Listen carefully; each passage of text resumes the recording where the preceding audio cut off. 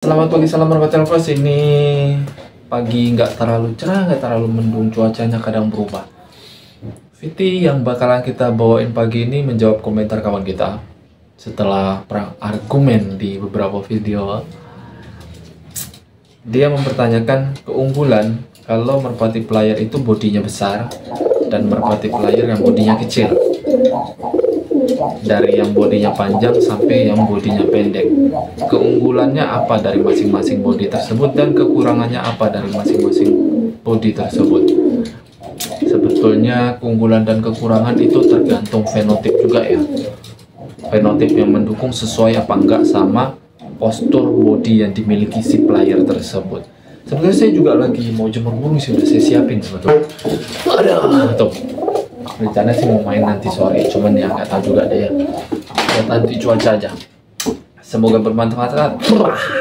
Semoga bermanfaat Viti kita pagi ini.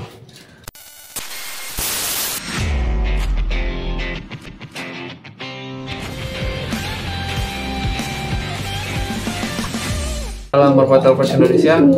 Semoga sehat selalu di luar sana, ditambahkan rezekinya, amin tanpa terkecuali. Kembali saya minta tolong bantu subscribe di channel review film saya.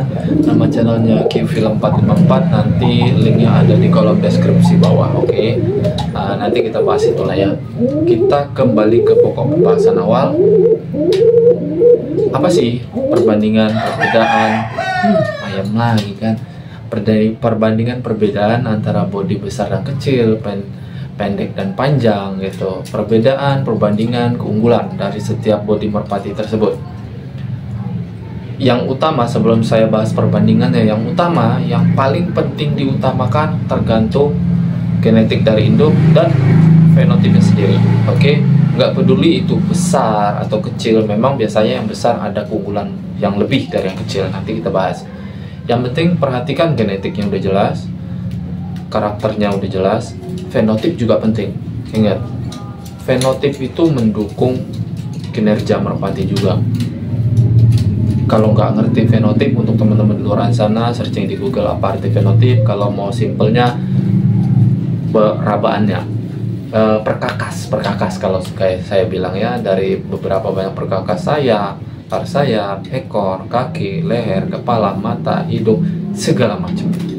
Capit udang atau sumpit, ya itulah tulang dada, pokoknya. Nah, kita bahas yang kecil dulu deh. Kebetulan saya pernah punya yang kecil. Player itu kecil, pernah punya gambir mata putih kalau nggak salah sih ya. Gambir mata cilau air. Tapi yang anehnya gambir tersebut katarak. Teman-teman tahu katarak kan? Yang kata orang merpati katarak susah dimainin, nggak bakalan turun kalau kondisi yang terlalu panas, apalagi yang matanya cilau air atau putih, segala macamnya lah.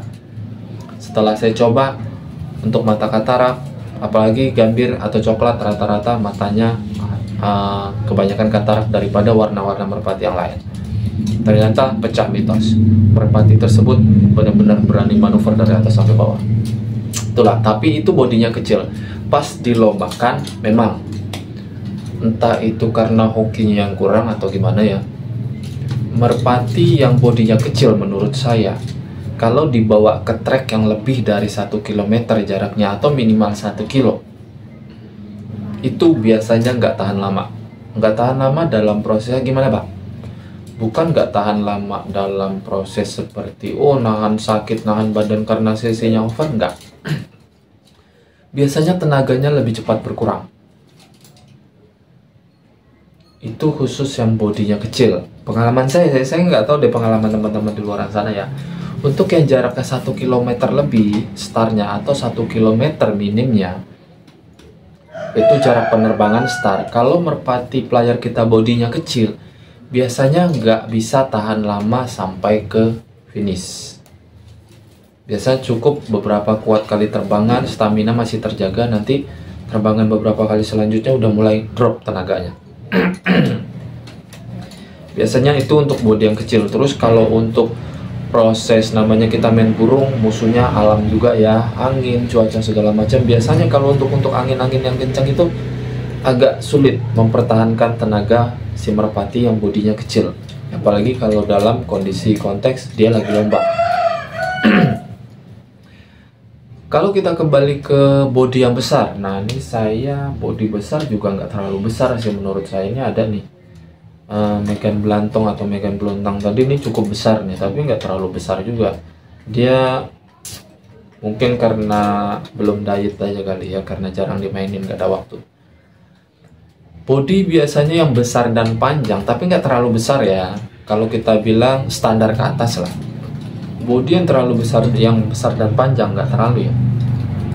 Biasanya diunggulkan, bisa menghemat tenaga, segi tenaga. Bukan borosnya tenaga karena pengaruh lubang hidungnya lebih besar, bukan. Tetapi dalam kepakan sayap, perbandingan kepakan sayap yang besar sama yang kecil itu beda.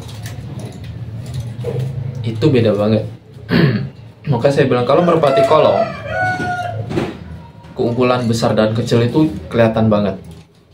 Makanya kalau bisa, bukannya menutup kemungkinan yang kecil itu nggak juara. Juara itu rezeki atau hoki. Yang penting karakter, perawatan maksimal, selanjutnya dilombakan tergantung hoki atau rezeki ya. Nah, kalau yang besar atau standar ke atas, ukuran bodinya itu biasanya lebih unggul di pernafasan. Jadi dia nggak gampang lelah. Bukan nggak gampang lelah, dia tetap lelah, cuman nggak terlalu cepet gitu loh. Dibanding yang kecil.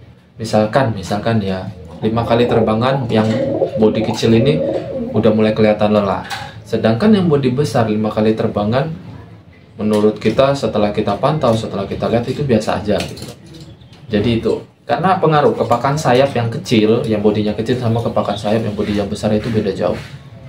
Ini khusus pembahasan merpati kolong perbandingannya. Tetapi kalau ada teman-teman di sana nanti perbandingannya kayak zaman dulu, ada yang masih atau sampai sekarang masih main merpati long sprint atau merpati balap, itu kebanyakan merpati long sprint malah menurut saya banyak yang bodinya standar ke bawah atau sedang sampai kecil. Itu banyak, karena saya pernah punya. Jarang ada yang merpati long sprint itu bodinya besar-besar, tinggi-tinggi atau panjang-panjang, jarang. Tapi nggak tahu juga, kembali ke luar sana, itu sih pengalaman saya. Malah yang bodinya tanggung, bodinya sedang sampai sedang ke atas atau agak besar, itu biasanya banyak yang dimiliki merpati kolong. Tapi banyak juga kok pemain-pemain di luar sana yang memiliki player bodinya kecil. Ya kembali ke hoki masing-masing. Kalau saya pribadi sukanya bodinya yang sedang aja, nggak perlu kecil, nggak terlalu kecil, nggak terlalu, karena ada sih, kalau menurut pribadi saya terlalu kecil itu nggak, nanti pas genetik diturunkan ke anaknya atau fenotip diturunkan ke anaknya, nanti anaknya malah kecil. Itu sih menurut saya. Jadi kalau bisa cari body yang sedang sampai agak besar. Nggak perlu terlalu besar, nggak perlu terlalu kecil. Tetapi kembali lagi ke selera, kembali lagi ke trek jarak tempuh, kembali lagi ke karakter dan genetik yang mendukung gitu loh. Urusan besar kecilnya itu masing-masing punya keunggulan, masing-masing punya kelemahan. Saya nggak bisa menyebutkan kelemahan yang lebih banyak lagi, kelebihan yang lebih banyak lagi. Ini cuma sebagai perbandingan teman-teman di luar sana.